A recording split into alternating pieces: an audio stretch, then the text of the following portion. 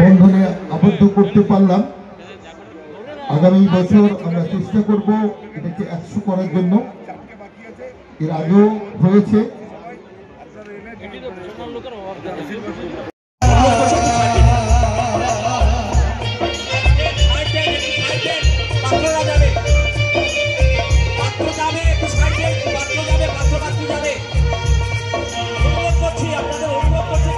আসতে পারিনি, কিন্তু যা শুনলাম লক্ষাধিক লোকের জমায়েতে আনুষ্ঠানিক উদ্বোধন হয়েছে।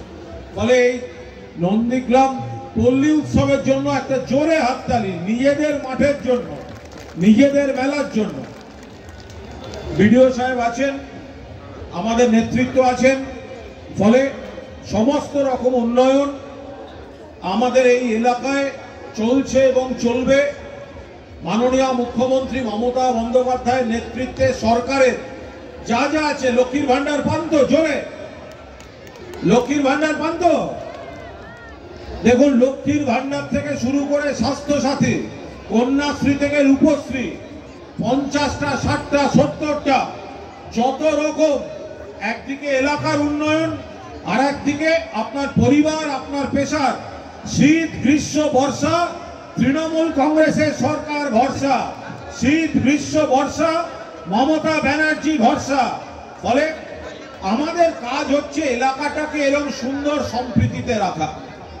আমার খুব ভালো লাগছে যে সুফিয়ানরা যে আজকে এখানে 44টি ছেলে মেয়ে তাদের বিবাহ দিচ্ছে, তাদের প্রত্যেককে আন্তরিক শুভেচ্ছা জানাচ্ছি।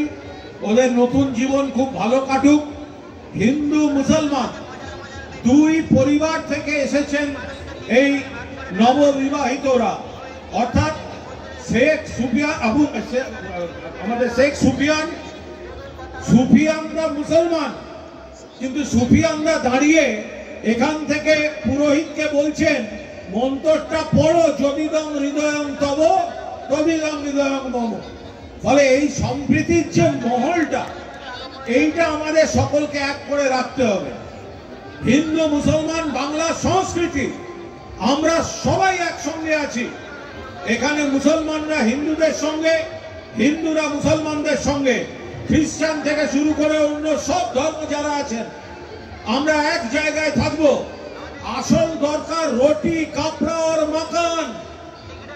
আসল দরকার আপনার ধর্ম আপনার কাছে। যিনি হিন্দু তিনি পুজো করবেন, তিনি মন্দির করবেন, তিনি ঠাকুর দেবতা করবেন।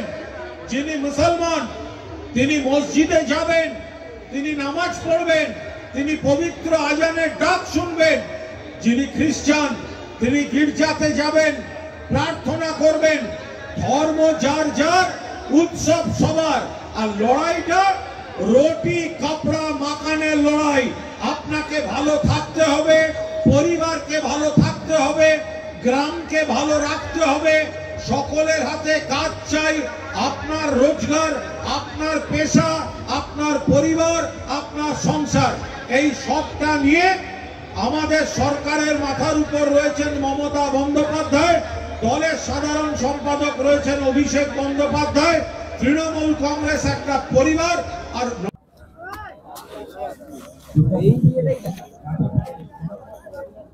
রামনগরে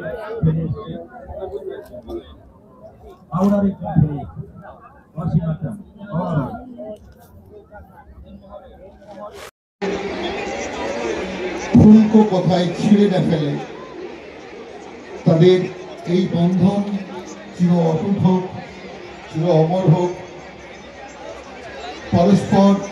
পারস্পরিক ভালোবাসায় ভরে উঠুক তাদের দাম্পত্য।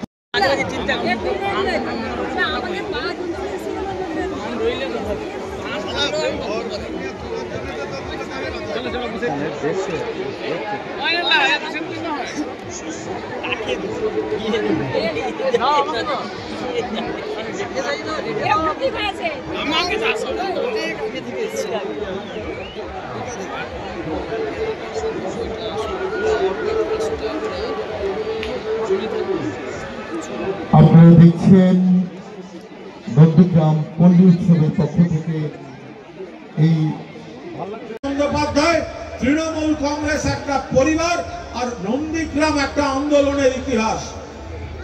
সুফিয়ানরা থেকে শুরু করে তাহের রয়েছে, এখানে এমন অনেক রয়েছেন, স্বদেশটা থেকে শুরু করে প্রণবটা থেকে শুরু করে, এটা শহীদদের জায়গা, এটা শহীদ পরিবারের আত্মত্যাগের জায়গা। এখনো অনেক কত রকম কষ্ট নিয়ে তাদের কেঁদে বেড়াতে হয়। আমি সুফিয়ানদাকে বলবো, বাপ্পাকে বলবো, আমাদের এই যখন আহত হচ্ছে, শহীদরা মারা যাচ্ছে, কত লোক আহত হচ্ছে, তখন আমরা কথা দিয়েছিলাম শহীদদের নামে আমরা হাসপাতাল করে দেব, আমরা কথা দিয়েছিলাম। সেই অনুযায়ী মানুষ সাহায্য করেছিলেন, মহাশ্বেতা দেবী সাহায্য করেছিলেন, মানুষ সাহায্য করেছিলেন, তহবিল তৈরি হয়েছিল, যারা জমি দিয়েছেন বিক্রি করেছেন, কম দামে বিক্রি করেছেন, সমাজ সেবার জন্য বিক্রি করেছেন, কারণ তারা জানতেন সেখানে হাসপাতাল হবে শহীদদের নামে। এখন দেখা গেছে কোনো এক ব্যক্তি এই জমিটি কোনো ট্রাস্টে না করে নিজের নামে রেজিস্ট্রি করে নিয়েছে। এবার দল বদল হয়ে গেছে, এখন বলছে ওখানে মন্দির করব। আমরা বলছি মন্দিরে কারুর কোনো আপত্তি নেই, মন্দির হবে, মন্দির হোক, মন্দির করুন, কিন্তু মানুষের কাছে, আন্দোলনের কাছে আমরা প্রতিজ্ঞাবদ্ধ। মানুষকে আমাদের প্রতিশ্রুতি দেওয়া ছিল যে শহীদদের নামে আমরা নন্দীগ্রামের মানুষের জন্য হাসপাতাল করব।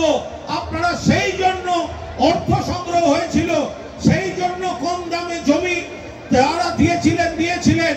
আজকে আপনি মন্দির করতে চাইলে করুন, কিন্তু অবশ্যই আপনাকে মানুষের দেয়া যে আস্থা, ভালোবাসা, মানুষকে আমাদের কথা দেয়া, তখন তো কেউ দল বদল করে বিজেপিতে যাননি।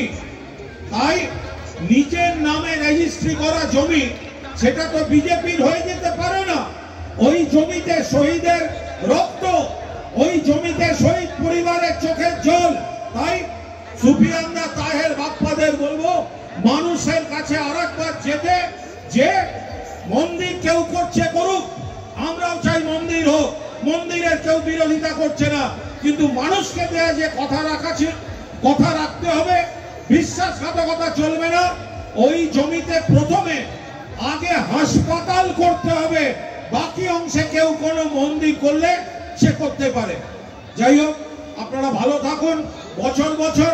আর যেটা ঘোষণা সুফিয়ানরা করেছে, এবার 44 জনের বিয়ে হয়েছে, 22টি ছেলে, 22।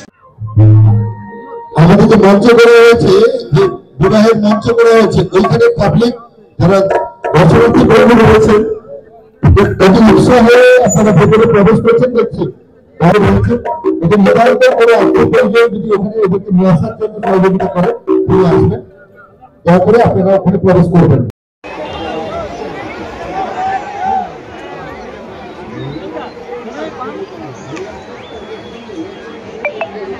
মাইক ধরতে যাবে